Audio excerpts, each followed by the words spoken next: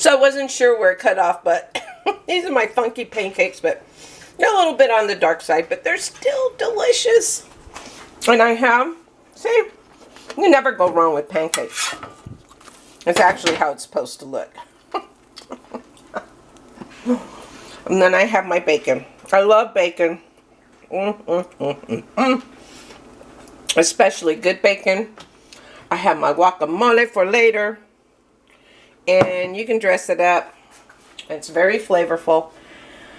Let's see, the guacamole has avocados, cumin, coriander, some salt, red pepper flakes, lime juice, a little, and I use the sea salt. I like using the sea salt.